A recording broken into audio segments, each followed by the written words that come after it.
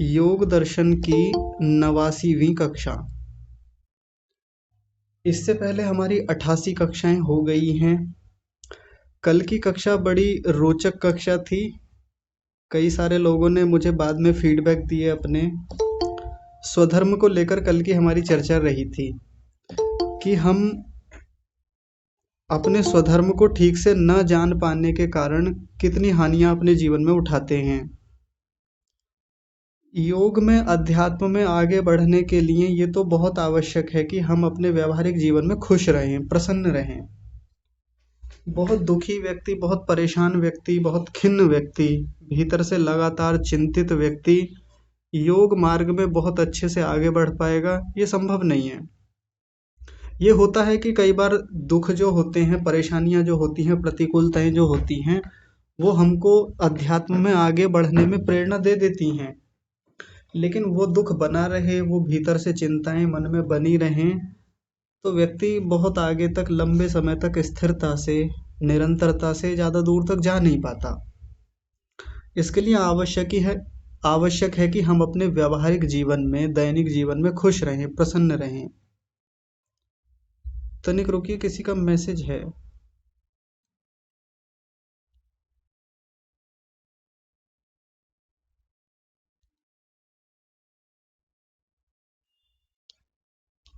जी, तो व्यवहारिक जीवन में खुश रहने के बहुत सारे साधन ऋषियों ने हमको बताए हैं। आगे अभी चर्चा चलती रहेगी। योग दर्शन में भी और कई तरीके बताए हैं मन को स्थिर रखने के, मन को एकाग्र होने के, मन की प्रसन्नता के। लेकिन कुछ व्यवहारिक जो प्रयोग हैं वो हमको खुद भी करने पड़ते हैं, करने ही होते हैं, करना चाहिए। उन्हीं में से एक बड़ा महत्वपूर्ण है कि हम अपने स्वधर्म को पहचानें। हम अपने जीवन में जो भी काम करते हैं, जिस भी प्रोफेशन में हैं, जो व्यवसाय है हमारा, ये जो भी काम हैं, कुछ काम तो ऐसे होते हैं कि ना चाहते हुए भी हमको करने होते हैं। हमारी भीतर से इच्छा नहीं होती, लेकिन क्या करें, ऐसी स्थितियों में फंसे हुए हैं या लगना पड़ रहा है, तो वो सामान्य रूप से हर किसी के साथ होता ही है। कुछ प्रतिकूलताएं तो सबको होती हैं, करनी ही होती हैं। लेकिन यदि व्यक्ति लगातार उन्हीं स्थितियों में फंसा रहे और अपनी पसंद का, अपनी रुचि का या अपने स्वधर्म का कोई काम कर ही ना पाए, एक मलाल, एक रिग्रेट, एक कसक जीवन भर बनी रहती है। परेशान रहता है व्यक्ति। बहुत एकाग्रता से, बहुत तन्मयता से किसी काम को कर पाएगा, ये दिखता नहीं है उसके जीवन में। तो कुछ नवाचार कर पाएगा, कुछ नया काम कर पाएगा, नए शोध कर पाएगा, नया चिंतन ढूंढ के ला पाएगा, कुछ किसी विषय में कुछ गहराई तक जा पाएगा, ये भी ऐसे व्यक्ति के जीवन में ज़्यादा दिखता नहीं है। और एक बार हम सब अपने अपने जीवन को भी थोड़ा टटोल करके देखें तो हम पाएंगे कि यदि हम अध्यात्म में गलती से आ गए हैं, धकेल दिए गए हैं, या अध्यात्म की दिशा में, अध्यात्म के रास्ते में हम ऐसे ही बहकर आ गए हैं, तो यहाँ आकर भी कोई बहुत गहरी बातें, कोई बहुत गहरे अनुसंधान, कोई बहुत गहरा नवाचार, कोई नए शोध, नया चिंतन जीवन में दिखता नहीं है। और ये बड़ी गंभीर बात है जो कल कक्षा में अंतिम रूप से मैंने कही थी, अंत में कह के छोड़ा था। बहुत सारे लोग अध्यात्म में इसलिए आ जाते हैं कि जी यहाँ शांति मिल जाएगी, और व्यवहारिक जीवन के बहुत सारे कर्तव्यों को या अपने स्वधर्म को छोड़ के आ जाते हैं। हम बहुत सारी जिम्मेदारियों से हट के आ जाते हैं हम। लेकिन हमको वो जिम्मेदारियाँ, वो स्वधर्म, वो अपने मन की इच्छाएं जो बहुत अच्छी हैं हमारे लिए, जो हमारी उन्नति में सहायक हैं, जो बाहर के जीवन को सुंदर बनाती हैं, जो व्यवहारिक जीवन को बहुत अच्छा करती हैं, जब हम उनको छोड़ के अध्यात्म की ओर बढ़ते हैं ना, तो व्यक्ति को बाहर आश्रम में रहते हुए भी या कहीं बहुत अच्छी तपस्थली में रहते हुए भी भीतर से एक चिंता कुछ ना कुछ बनी रहती है हमेशा। इसलिए मेरा तो सबसे निवेदन ये है कि हम अपने स्वधर्म को पहचानें, अच्छे से देखें कि हमारा स्वधर्म किस दिशा में काम कर रहा है और हम उस पर कैसे काम करें। तो एक दो लोगों ने ये प्रश्न किया, हालांकि बाद में इसकी चर्चा हुई थी तो काफ़ी लोग चले गए थे कक्षा से। तो किसी ने मुझसे कहा कि एक बार इस पर भी बातचीत होनी चाहिए कि स्वधर्म को पहचाने कैसे, हम अपने स्वधर्म को कैसे देखें कि हमारा स्वधर्म क्या है। उसको पहचानने के 2-3 स्केल हैं छोटे मोटे से, उनको देख लें तो आसानी से हम अपना स्वधर्म पहचान लेंगे। और फिर उस पर जमकर काम किया जा सकता है। सबसे पहला सबसे पहले अपना इंटरेस्ट देखें, वो किस विषय में है, रुचि। मैंने हालांकि कल मोटा मोटा रखा था, लेकिन आज फिर से बता देते हैं इसके बारे में। सबसे पहला देखें कि हमारी रुचि किस क्षेत्र में है, किस काम में हमारा बहुत मन लगता है, पूरी तन्मयता से डूब करके गहराई से हम उस काम को कर पाते हैं। और दूसरा, हम साथ में ये भी देखें कि उस कार्य को करने के लिए हमारी सामर्थ्य हमारे पास है भी या नहीं है, यानी कैपेबिलिटीज़ हमारे पास हैं या नहीं है। एक तीसरी चीज़ जो मैं अपनी तरफ से इसमें जोड़ता हूँ, यदि हमको अपने स्वधर्म को देखना है, वो है इसमें नैतिकता भी बहुत ज़रूरी होती है। क्योंकि कई बार व्यक्ति की रुचि किसी ऐसे काम में होती है जो काम न समाज के लिए अच्छा है, न इस व्यक्ति के लिए अच्छा है। जैसे किसी व्यक्ति को जुआ खेलना बहुत अच्छा लगता है, मज़ा आता है, डूब के जुआ खेलता है वो क्योंकि इन दोनों चीज़ों से तो कोई समझ सकता है कि यार मेरी तो जुआ खेलने में बहुत अच्छी रुचि है, ड्रीम 11 पे या बाकी सब में मैं बहुत अच्छा जुआ खेल लेता हूँ और मेरा सामर्थ्य भी है, मैं पैसे भी लगा लेता हूँ उसमें। सुमन जायसवाल माता जी, आपका ध्यान यदि यहीं रहे ना कक्षा पे, तो आप बहुत कुछ आज समझ पाएंगे। यहाँ से आपका ध्यान अभी कहीं और है।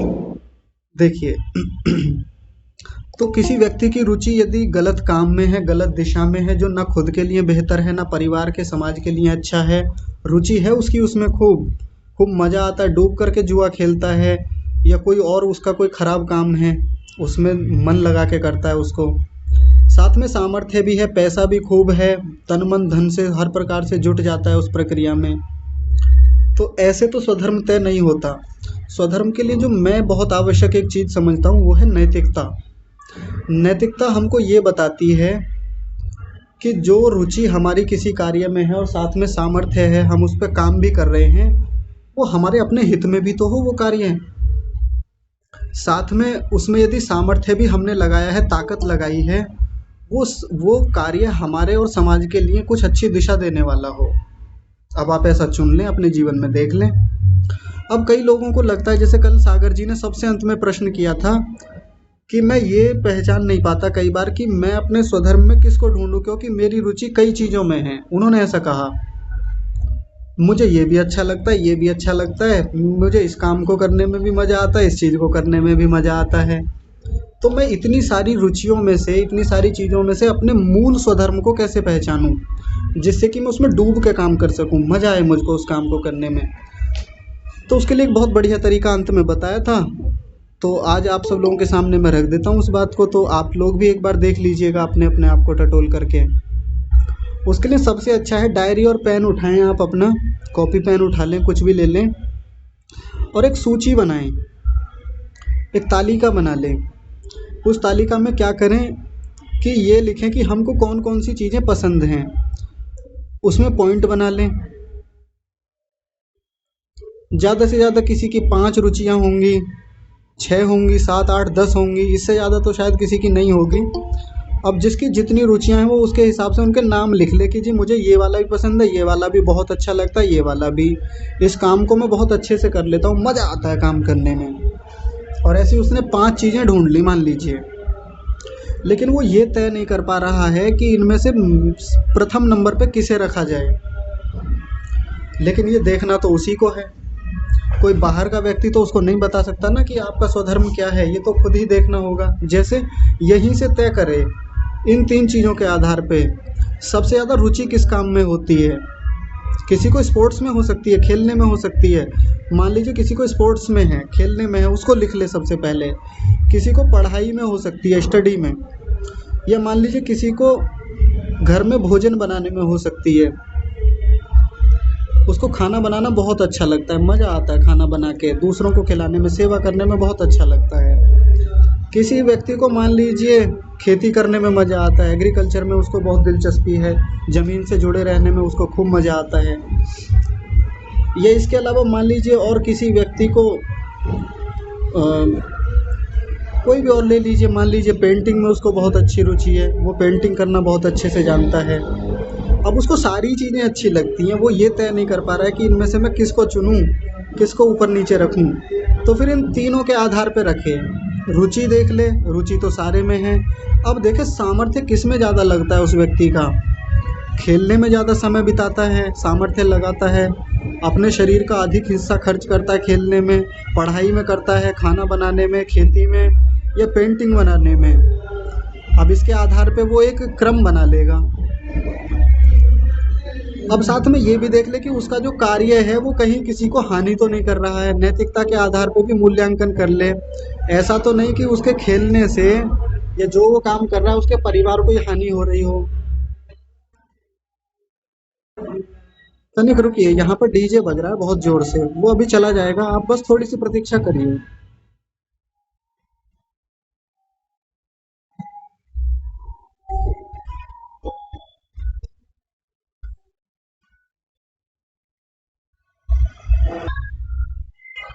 चलिए शुरू करते हैं फिर से एक बार विषय को। आप सबको जो व्यवधान हुआ है उसके लिए मैं आपसे क्षमा चाहता हूँ। अब मेरी आवाज़ तो क्लियर आ रही है, लेकिन मुझे ये नहीं पता चल रहा कि मैं क्या बोल पा रहा हूँ, इतनी आवाज़ है भयंकर, वाइब्रेशन बहुत खतरनाक है। चलिए, तो सबसे पहले हम अपनी रुचियों को लिख लें, अच्छे से देख लें कि हमारी रुचियाँ, हमारी जिन चीज़ों में हमको आनंद आता है वो क्या हैं। फिर उसमें अपने सामर्थ्य को देखें कि हम कितना अच्छे से, पूरी तन्मयता से, पूरी एकाग्रता से, तन मन धन से उस काम में लग पाते हैं, उसके हिसाब से अपना एक क्रम सेट करें। साथ में ये भी देखें कि वो कार्य हमारे लिए, हमारे परिवार के लिए, हमारे रिश्तेदारों के लिए, हमारे समाज के लिए अच्छा है या खराब है। नैतिकता के आधार पर उसका मूल्यांकन स्वयं करें और फिर उसके आधार पर तय कर लें। कई बार किसी व्यक्ति को 2 काम करने अच्छे लगते हैं, 3 काम करने अच्छे लगते हैं, कोई बात नहीं। अपने शौक पूरे करने के लिए, अपनी इच्छा के लिए व्यक्ति करता भी है कई काम। लेकिन जब तक व्यक्ति अपने स्वधर्म का काम नहीं करेगा तब तक वो खिन्न रहेगा, परेशान रहेगा, एक कसक जीवन में बनी रहेगी, तो व्यावहारिक जीवन को ठीक नहीं कर पाएगा। और ये व्यावहारिक जीवन ठीक नहीं हो पाएगा तो इतना जो हम लोग योग के विषय में पढ़ रहे हैं, साधना पर काम कर रहे हैं, निरंतर हम नई नई चीजें खोजते हैं कि हम भी साधना में आगे बढ़ें, ऊंची उपलब्धियां प्राप्त करें, एकाग्रता बने हमारी योग में, नहीं बन पाएगी। कल ही अंतिम रूप से मैंने बहुत गंभीरता से बात आप लोगों से कही थी। एक बहुत परेशान व्यक्ति, लगातार कुंठित व्यक्ति योग मार्ग में बहुत आगे तक जा नहीं पाएगा। थोड़ा बहुत उसे कुछ दिन के लिए अच्छा लगेगा, उसे लगेगा कि हाँ, जहाँ से मैं बहुत परेशान रहता था तो थोड़ी देर के लिए यहाँ आके बैठ जाता हूँ, थोड़ी देर के लिए संध्या कर लेता हूँ, उपासना कर लेता हूँ, ध्यान कर लेता हूँ, तो मुझे अच्छा लगता है। ऐसा हम सब लोगों के साथ होता है। कितने लोग अपने अनुभव रखते हुए ये बात कहते हैं कि ऑफिस में जब जाते हैं तो बहुत टेंशन होती है, बहुत सारी परेशानियां हैं, बहुत सारा फ्रस्ट्रेशन है, या अपने काम में बहुत सारी चिंताएं हैं, या मज़ा नहीं आता काम को करने में, बस मजबूरी में कर रहे हैं हम ताकि घर चलता रहे। लेकिन ये जो सुबह शाम को जो हम उपासना कर रहे हैं, संध्या कर रहे हैं, इससे चीज़ें थोड़ी ठीक रहती हैं, अच्छा लगता है हमको, मन थोड़ा व्यवस्थित हो जाता है यदि सुबह की उपासना हो जाए, शाम की उपासना हो जाए। और जिस दिन उपासना ना हो उस दिन फिर पूरा दिन बड़ा खराब जाता है हमारा। ऐसा कहते हुए खूब लोग मिल जाएंगे। लेकिन अब जीवन का यही हिस्सा बना रहे तो आप एक बात सोच के देखिए, क्या हम योग में ऊंची चीज़ें प्राप्त कर पाएंगे जिनकी चर्चा हमने पिछले दिनों की है। जो ऊंची समाधियां हैं, जो ऊंचे प्रत्यक्ष हैं, गहरी साधना में जाके बड़ी चीज़ें प्राप्त करनी है, क्या वो कर पाएंगे कभी? कभी नहीं कर पाएंगे। इसलिए अपने स्वधर्म को जांचें, देखें, उस पर अच्छे से काम करें। कई बार अपने स्वधर्म को लेकर के निर्णय ले पाना बड़ा कठिन होता है। जैसे उदाहरण के रूप में एक व्यक्ति मान लीजिए इस समय 35 वर्ष का है, 35 वर्ष की उसकी आयु है, और अभी तक का अपना जीवन उसने अपने स्वधर्म के विरुद्ध काम करने में ही निकाल दिया। मजबूरियां होंगी, कई बार घर की मजबूरी होती है, कई बार व्यक्ति किसी के कहने में उधर चला जाता है, तो ऐसे जीवन खराब कर लिया है काफ़ी। लेकिन अब एक मलाल है कि इतना जीवन खराब चला गया, अब कैसे किया जाए। अब पीछे लौटता है, अपने उस स्वधर्म के लिए आगे बढ़ने का प्रयास करता है, तो अब उसको चिंता इस बात की है कि समाज क्या कहेगा, घर वाले क्या कहेंगे, इतना बड़ा जो ये स्टेटस खड़ा कर लिया है, इतनी सारी जो ये प्रसिद्धि हो गई है मेरी, या जहाँ मैंने अपने आप को लाके खड़ा कर लिया है, अब यदि पीछे हटता हूँ और फिर से अपने स्वधर्म पर काम करता हूँ, एक तो समय बहुत लगेगा फिर से उसे खड़ा करने में, दूसरा समाज क्या कहेगा या अपने ही लोग क्या कहेंगे। तो ये चिंता तो होती है, सबके साथ होती है, लेकिन एक बार कठोर निर्णय लेने की आवश्यकता होती है, घर वालों से बातचीत करके, अपने बड़े लोगों से या साथ के लोगों से बातचीत करके बढ़िया से, कि मैं एक बार लौटना चाहता हूँ अपने स्वधर्म में, मैं लौटना चाहता हूँ अपनी पसंद के काम में, आप मेरी सहायता कीजिए, आप मुझको सहयोग कीजिए। और अगर घर का समर्थन मिले, सब लोगों का समर्थन मिल जाए और व्यक्ति तब भी एक आयु होने के बाद भी यदि अपने स्वधर्म में लौट जाए, तो उसके लिए बहुत अच्छी बात है, बहुत लाभ मिलने वाला है उसको इस चीज़ से कम आगे का जीवन जो अभी बचा हुआ है, काफ़ी जीवन बचा हुआ है अभी, तब भी अपने जीवन में बहुत कुछ वो कर सकता है, बहुत ऊंची उपलब्धियां मिल सकती हैं उसको। कठिनाइयां आएंगी सामने, बहुत परेशानियां होंगी फिर से अपने आप को खड़ा करने में, क्योंकि जीवन का एक बहुत बड़ा हिस्सा प्रोडक्टिविटी की जो एक आयु होती है, जब अपने आप को व्यक्ति खड़ा कर लेता है, ताकत लगाता है उसमें, वो तो आयु जा चुकी है। 35-40 के बाद उतना सामर्थ्य नहीं रहता शरीर के भीतर, आत्मा के भीतर, इंद्रियों के भीतर, तो खड़ा करने में थोड़ा सामर्थ्य तो लगेगा। और ये हम सबकी कहानी है लगभग, ऐसा नहीं है कि मैं किसी एक दो व्यक्ति को आधार बना के ये बात कह रहा हूँ या मैं केवल अपनी बात बता रहा हूँ यहाँ पर, लगभग हम सब लोगों की यही कहानी है।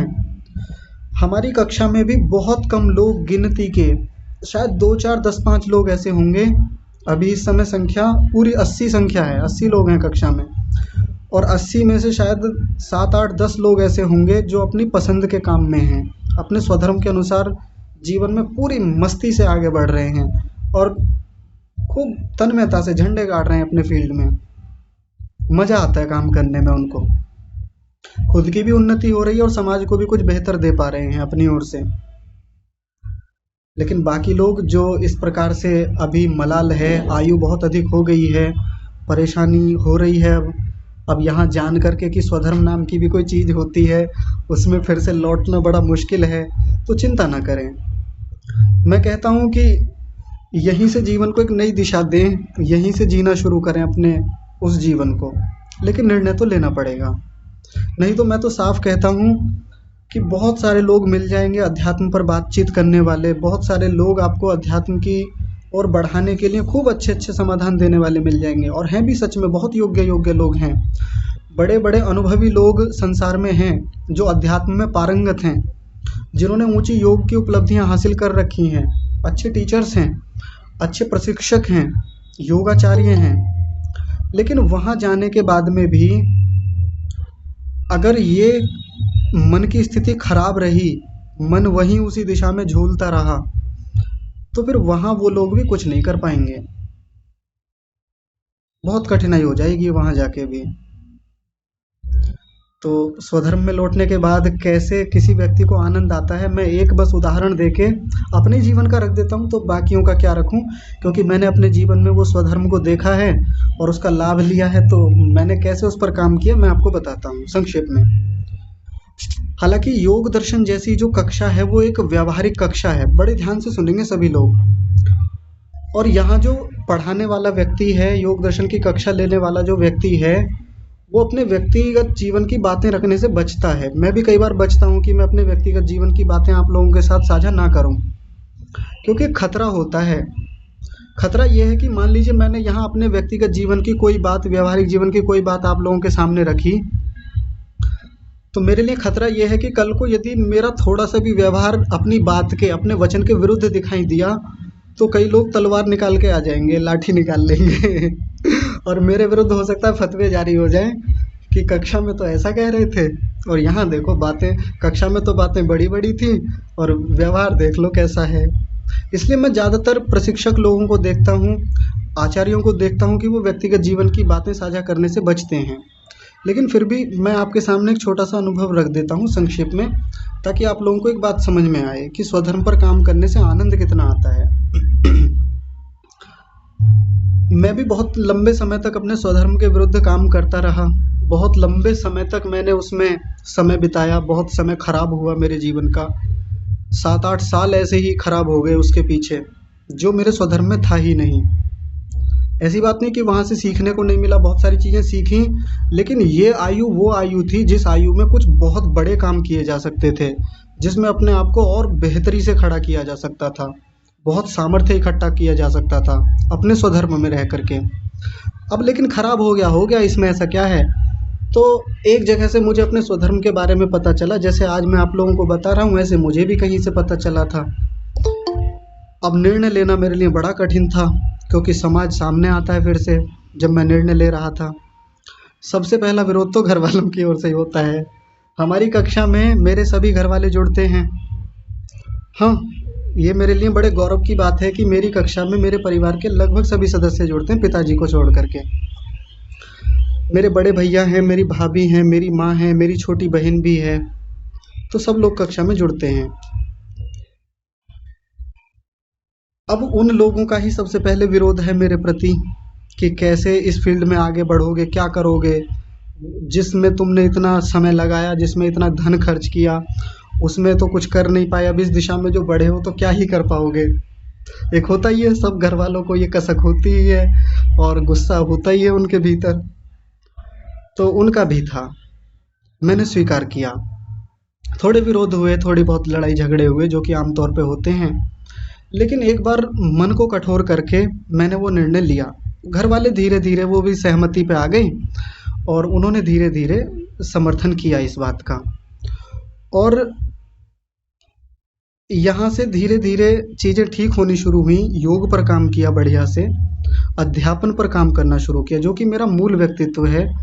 मेरी जो मूल जो एक स्वधर्म है, वो पढ़ने और पढ़ाने का ही है। मुख्य रूप से पढ़ने में और पढ़ाने में बहुत रुचि है मुझे।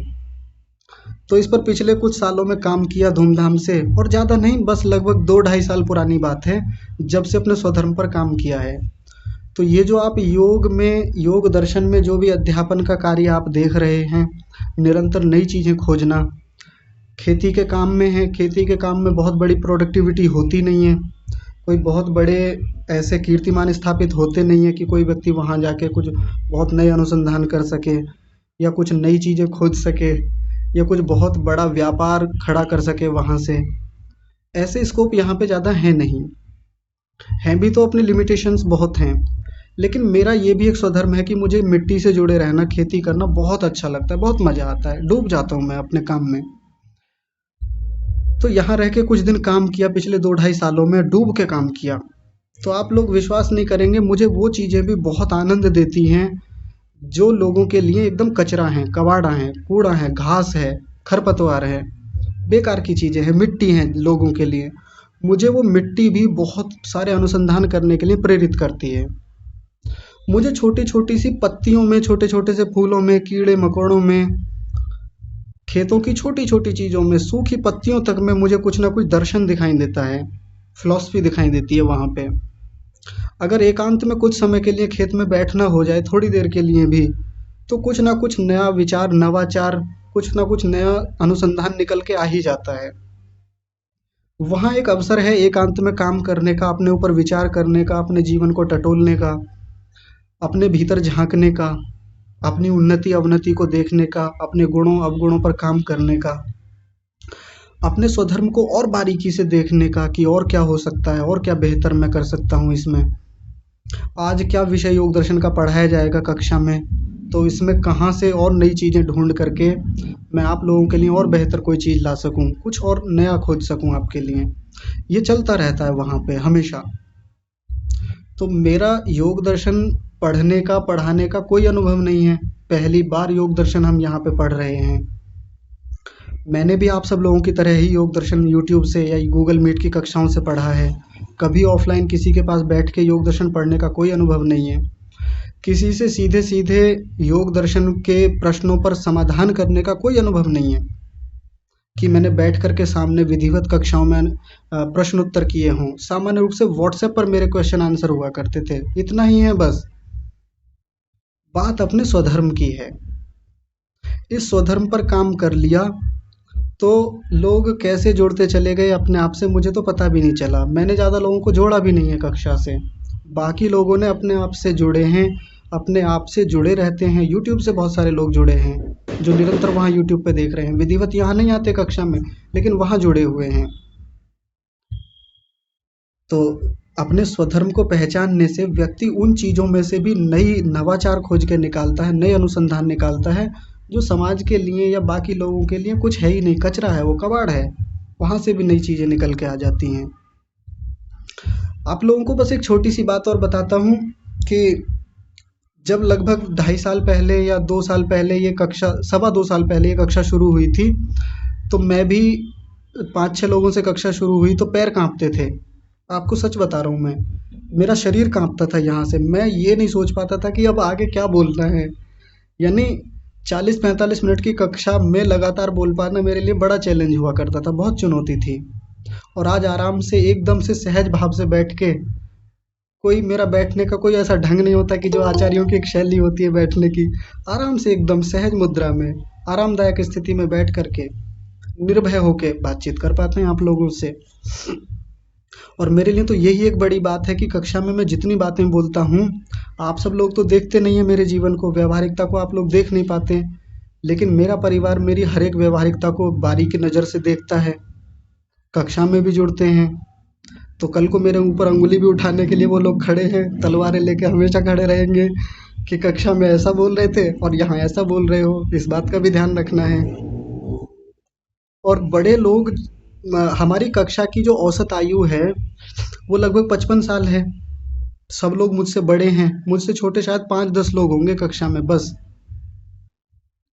तो मेरे बड़े जो आदरणीय हैं, इतनी ऊंची स्थितियों वाले हैं, बड़े स्टेटस वाले लोग हैं, लंबा अनुभव आप लोगों के जीवन का है, शास्त्रों को भी आप लोगों ने पढ़ रखा है, फिर भी पूरे धैर्य के साथ, विनम्रता के साथ, उत्तमता से आप लोग कक्षा में आते हैं, सुनते हैं। इसका सीधा सा एक कारण है कि इधर से जो व्यक्ति कक्षा में अपनी प्रेजेंटेशन दे रहा है, उसने अपने स्वधर्म पर जम के काम किया है, बढ़िया से, तन्मयता से। जिस समय मैं अपने स्वधर्म के लिए अपना निर्णय ले रहा था, बहुत सारे ताने मिले, बहुत सारी गालियाँ मिली, बहुत सारी चीज़ें सुनने को मिली, बहुत कुछ वहाँ झेलने को था मेरे ऊपर।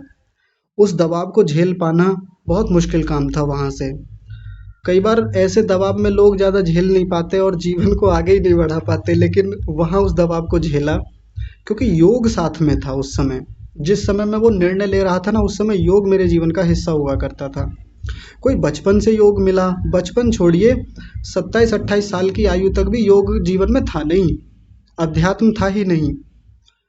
कॉलेज में मैं पढ़ा हूँ, मेरा गुरुकुल से कोई कनेक्शन नहीं है, किसी प्रकार का कोई कनेक्शन गुरुकुल से नहीं है मेरा, ना मैं कभी किसी गुरुकुल में गया हूँ। कभी सामान्य रूप से 1-2 दिन के प्रवास पर चले गए, वो अलग बात है, घूमने फिरने के लिए। विधिवत कोई शिक्षा मेरी गुरुकुलीय नहीं है।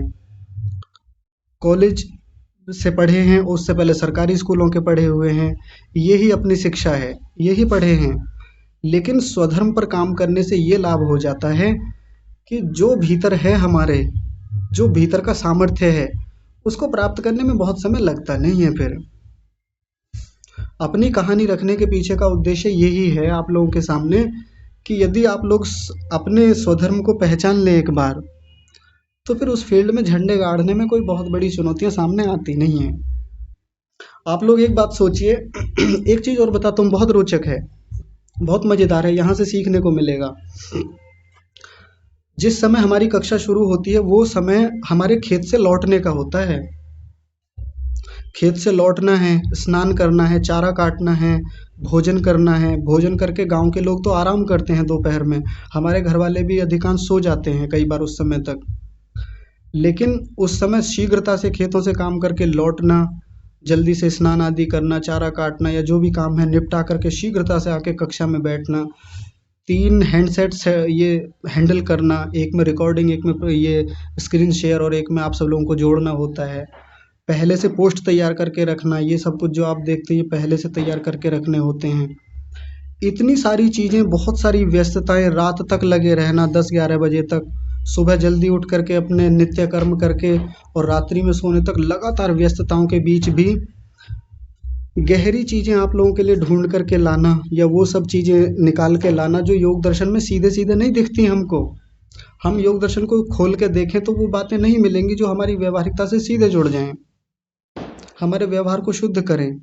सीधे नहीं मिलेंगी, क्योंकि ऋषियों की शैली है कि वो बहुत बड़ी बातों को छोटी करके लिखते हैं। अब इतने व्यस्तता भरे जीवन में, इतने गहन संघर्ष में ये सब चीजें कहाँ से आती हैं? तो मैं तो सीधा एक बात मानता हूँ कि स्वधर्म में जीता हूँ, इसलिए कहाँ से चीजें निकल के आती हैं मुझे भी नहीं पता। परमात्मा सब व्यवस्था बना के देते हैं, और इस सब को करते हुए ना तो थोड़ा सा भी तनाव है जीवन में। थोड़ा बहुत तो आता ही है, बीच बीच में चीजें गड़बड़ होती है, घर में भी कई बार कहा सुनी होती है, सबके होती है तो हमारे भी होती है। थोड़ा बहुत डिमोटिवेशन सबके जीवन में होता है, मेरे भी आता रहता है। थोड़ी बहुत निराशाएं या हताशा कई बार आती है, गुस्सा आता है, वो भी आता है, बिल्कुल आता है। ह्यूमन बीइंग हैं, यानी मनुष्य हैं, तो गुस्सा आना भी स्वाभाविक है। थोड़ी बहुत चित्त में खिन्नता कई बार आती है, वो भी आती है, मैं तो उसे भी स्वीकार करता हूँ। लेकिन इन सब चीज़ों के बीच रहते हुए अपने इमोशनल इंटेलिजेंस के द्वारा सब चीज़ों को कंट्रोल करना, नियंत्रित करना, ये योग से सीखा है। इसने सब सिखा दिया, क्योंकि योग जो है ये मेरा स्वधर्म है, मेरी अपनी रुचि का विषय है। पूरी ताकत लगा के इसमें काम करते हैं, और नैतिकता तो इससे जुड़ी हुई है। ये चीज़ कभी ना तो आपके जीवन को खराब करेगी, और मेरा जीवन तो धूमधाम से आगे बढ़ ही रहा है। कई बार जब ये इस प्रकार की चीज़ें जीवन में खराब हो रही होती हैं, ऊपर नीचे जीवन चलता ही है, तो पतन भी होता है, थोड़ा बहुत नीचे गिरते भी हैं। तो ये योग अपने आप पकड़ के ऊपर खींच लेता है, अपने आप उठा लेता है ऊपर को। योग की एक विशेषता होती है, इस शास्त्र को जो हम पढ़ रहे हैं इसकी एक बड़ी खास बात ये है कि यदि साधक नीचे गिरता भी है ना, तो ये योग खुद ही उठा लेता है। योग योग को खुद समझाता है, योग योग का उपाध्याय स्वयं है, योग योग का आचार्य स्वयं है, खुद से उठा लेता है ये व्यक्ति को, इतनी विशेषता है इसकी। तो एक बार इसको अपने स्वधर्म का हिस्सा बना लिया, तो फिर व्यस्तताएं हैं या संघर्ष है, प्रतिकूलताएं हैं, कई बार बड़ा अभाव होता है कई चीज़ों का, साधनों का, तो ज़्यादा चीज़ें परेशान नहीं करती। अपने भावों पर शीघ्रता से नियंत्रण कर लेना ये बहुत आसान काम हो जाता है हमारे लिए। और जीवन की सफलता तो इसी बात में है। देखिए, बहुत गहरी बात बताते हैं सबसे अंत में। जीवन की सफलता तो इसी बात में है कि अंततः हम अपने काम को करके संतुष्ट हुए या नहीं हुए, और हमारे काम करने से हमारे जीवन में उन्नति हुई या नहीं हुई, और हम इस समाज को कितना बेहतर दे पाए। सफलता का यही एक मानक है, इसके अलावा और कोई नहीं है। कोई कहे कि हमने जी सफलता इतनी बड़ी प्राप्त की कि हमने इतना बैंक बैलेंस इकट्ठा कर लिया, इतनी जमीन जायदाद इकट्ठे कर लिए, ये हमारे जीवन की सफलता है, या हमने इतना बड़ा एक स्टेटस खड़ा कर लिया। वो भी है, वो भी करना होता है, उसका मना ही नहीं है, उसका निषेध नहीं है। लेकिन अंततः जीवन में अपने काम को करके व्यक्ति संतुष्ट हुआ या नहीं हुआ, खुद की और समाज की उन्नति हो पाई या नहीं हो पाई, ये है सफलता का मुख्य मानक। तो हम सब लोग एक बार देखें अपने स्वधर्म को। तो मैंने जो अपने जीवन का एक छोटा सा अनुभव आप लोगों के सामने रखा है, बहुत खतरा होता है अपने जीवन की बातचीत एक पब्लिक डोमेन में रखना, मैं जानता हूँ, उसके बाद भी मैंने आपके सामने रखा। हो सकता है कल ही आप में से कोई लोग आके मेरे ही व्यक्तिगत जीवन पर कोई प्रश्न चिन्ह खड़ा करे, हो सकता है ऐसा, मैं तो उसके लिए भी तैयार हूँ, कोई बात नहीं। लेकिन इस उद्देश्य इस अपने जीवन को रखने का उद्देश्य ये है कि आप लोग एक बार अपने स्वधर्म को देख लें, यदि स्वधर्म के बाहर हैं आप, और फिर उस पर धूमधाम से काम करें। यदि कुछ दिन के लिए योग दर्शन छोड़ना पड़ रहा है, कक्षा छोड़नी पड़ रही है, ये अध्यात्म छोड़ना पड़ रहा है, मैं कह रहा हूँ छोड़ दें। देखिए, ये बात मैं कह रहा हूँ जो यहाँ तक खींच के लाया है इस गाड़ी को। कुछ दिन अपने स्वधर्म पर धूमधाम से काम करें, पूरी ताकत से काम करें, पूरे सामर्थ्य से काम करें, और अपने व्यक्तिगत जीवन को निखारें। सबसे पहले जो हमारा सांसारिक जीवन है, ये बाहर का जीवन है, बाहर का पारिवारिक सामाजिक जीवन है, इसको एकाग्रता से करें, प्रसन्नता से करें, उत्तम रीति से करें, फिर अध्यात्म में कदम रखें। और मैं कहता हूँ यदि अपने अपने स्वधर्म पर, अपने बाहर के संसार पर यदि हमने 2-3 साल भी बढ़िया से काम कर लिया ना, तो अध्यात्म में हमारी गति पहले की अपेक्षा 2-3 गुनी हो जाएगी। ये आप लिख के ले लीजिए। लेकिन बाहर का जीवन खराब रहा, बाहर के जीवन में वो मलाल, वो कसक, वो टीस, वो पीड़ाएं, वो फ्रस्ट्रेशन, वो कुंठाएं, वो चिंताएं, वो तनाव, वो खिन्नताएं, वो सब रहेंगी ना, अध्यात्म में बहुत ज्यादा गति हो नहीं पाएगी। मैं तो स्पष्ट कहता हूँ। तो आज हम स्वधर्म की बातचीत को यहीं विराम देते हैं। मैं तो सोच के आया था कि आज इस अगले विषय पर बात करेंगे, लेकिन आज ये भी रह गया, लेकिन कोई बात नहीं, ये भी विषय चलता रहेगा। तो समय तो हो गया है आज का। आप सब लोग इतनी प्रतिकूलताओं के बाद भी कक्षा से जुड़े रहे, मेरे लिए बड़ी बात है। जब वो डीजे बज रहा था, आप सब लोग लगातार बने रहे कक्षा में, अपनी कुर्सियों को आपने हिलने तक नहीं दिया। तो मैं सबका बहुत सारा धन्यवाद करता हूँ कि आप सब लोग इतना मान देते हैं, सम्मान देते हैं। सबका मैं बहुत सारा धन्यवाद करते हुए और परमात्मा को विशेष धन्यवाद करते हुए आज की कक्षा को विराम। आप सभी को सादर प्रणाम।